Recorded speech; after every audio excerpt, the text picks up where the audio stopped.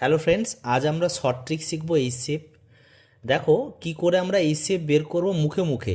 আজকের বেশ ক্লাসটা তোমরা মজা পাবে দেখে। আর আর একটা কথা বলি তোমাদের, একটু আমার চ্যানেলটা সাবস্ক্রাইব করো, একটু ফলো করো আর কমেন্ট করো। এইটুকুই চাই তোমাদের কাছ থেকে, আর কিছুই না। চলো স্টার্ট করা যাক। যে এই শেপ নাম্বার আমি অলরেডি লিখে রেখেছি, দেখো 6 আর 12 এর এই শেপ বের করবে, একদম শর্ট ট্রিক। দেখো শুধু ডিফারেন্স বের করে নাও, এদের ডিফারেন্স কত? 6। এই 6 নাম্বারটা দিয়ে দেখো যে এটা ডিভাইড যাচ্ছে কিনা। যদি যায়, হ্যাঁ যাচ্ছে, এটাও যাচ্ছে, কারণ 6 2 12 হয়, তার মানে 6 হয়ে যাবে এর এই শেপ।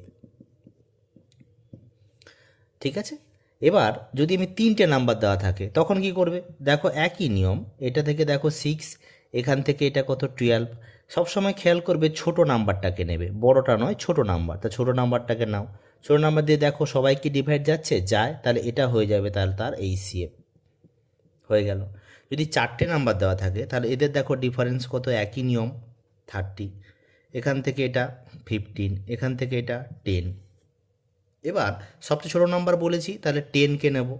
10কে নিয়ে দেখো 10 দিয়ে ডিভাইড যাচ্ছে, যাচ্ছে না, এটা যায়, এটা যায়, বাট এটা যাবে না, তা 10 আমার হলো না। এবার দেখো 10-এর না টেবিলটা ভাবো, 10-এর টেবিলে 10 থাকে, আর কোন কোন নাম্বারে টেবিলে 10 পাবো?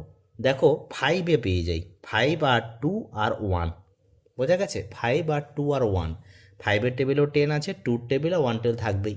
এবার দেখো 10-এ তো রিজেক্ট হলো, 5 দিয়ে দেখো, 5 দিয়ে দেখো সবাই ডিভাইড হয়ে যাচ্ছে, তার মানে 5 তখন আমাদের হয়ে গেল এর এই সিএফ, এর এই সিএফ।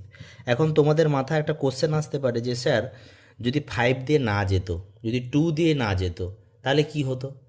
তাহলে কি কি হতো? তোমরা আর বলার অপেক্ষা রাখে না, 1ই হবে, কারণ 1 তো সবাই ভাগ যায়, তাহলে 1 তখন হয়ে যাবে অ্যান্সার। বোঝা গেছে? এবার তাহলে এরকমই তোমরা প্র্যাকটিস করতে থাকো বিভিন্ন নাম্বার নিয়ে, তোমরা দেখবে অ্যান্সার বলবে, আর তোমাদেরকে উৎপাদক বিশ্লেষণের মাধ্যমে করে আর এই শেপটা বা গসাগুটা বের করতে হবে না।